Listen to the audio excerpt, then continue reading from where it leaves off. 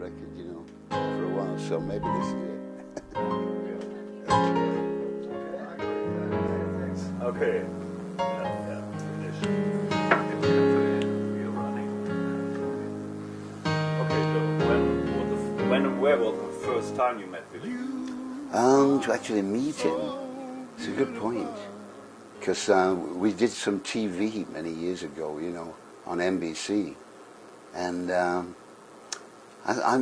not sure, because I did an album called Organic a while back, where Billy sat down and he would drop things out to me, and I don't have the greatest memory for, you know, I mean, when we were talking earlier, I'll tell you when I saw him first perform in England when he opened up for Ray Charles. And I knew he was amazing then. I mean, you just got that feeling that he had that same thing that Ray had.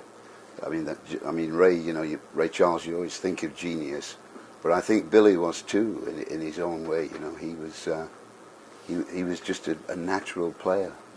You know, a lot of people say that he's the only one that can follow Ray Charles after his death. Well, I mean, if you talk to players too, you know, who we'd worked with, they all said he never rehearsed much. You know, they would send him a copy of the song, and he just kind of mentally knew all the changes. I mean, so he was very unique.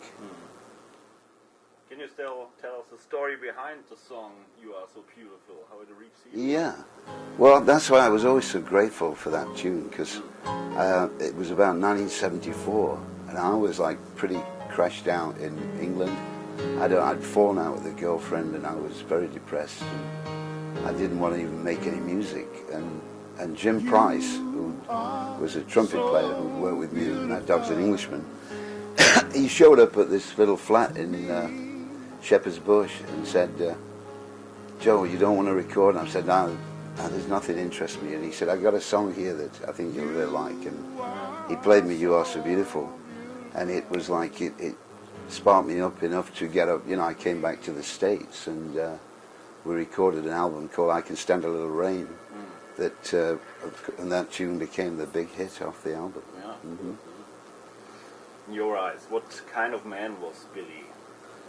In your eyes? Yeah, I mean, you know, because he was a brother to me, Billy. You know, I mean, when we used to meet, I mean, I saw him kind of go through the lot. You know, that when he used to have a huge afro, you know. So I saw him in many different mental states, and I remember one time seeing him in New York, which was I think in the mid-80s, which was rather sad in one way, that I could see he was starting taking crack, you know, and big time amphetamine, and but he said, "We're playing this gig tonight, and I'd love you to come and just see me. I'm doing this show with this trio." And it was the most outrageous thing. He got up there and played the funkiest set I've ever heard in my life. I don't know what happened to that band or what it was about. You know, he just said, like, "What do you think?" And I was like, "What?" You know, it was just so, I mean, you know, so Billy. I mean, he was, I mean, if you listen to how many records he made, you know, those things like "Will It Go Round in Circles," and, you know, I mean, it's still always there, isn't it? That gospel kind of thump he used to have. Amazing.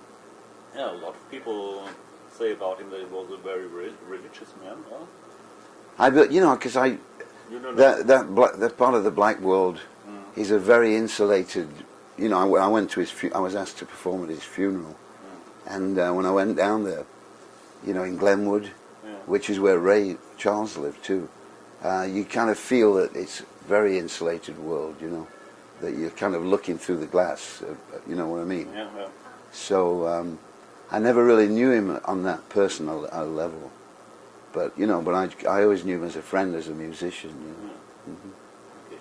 Do you recall any funny story with him together? No, he just always had that wicked little chuckle, you know, about everything. Yeah. Yeah, I don't really think of any, because you know, as I said, that I only started getting to know him later on, and when we did the album Organic a while back, he, I mean, the little touches he put, he had a way with the Hammond of using those drawbars that I've never heard any other organist be able to do. You know, it was just magic, pure magic that he could just, you know, what he could do with that instrument. Yeah, that was my last question. Do you play very often together? I only know that this record you told. Yeah. Are there other? You know, it was strange. There's a film out of Patti LaBelle and myself, you know, in I think in New York at the Apollo, and Billy was playing that day, you know, on the organ, and I remember I got all screwed up because, you know, it's a very strange song to do in that 3/4 feel, you know, when it's really slow, you know, but God, you know, again, when you play with someone with that kind of presence, you really feel something.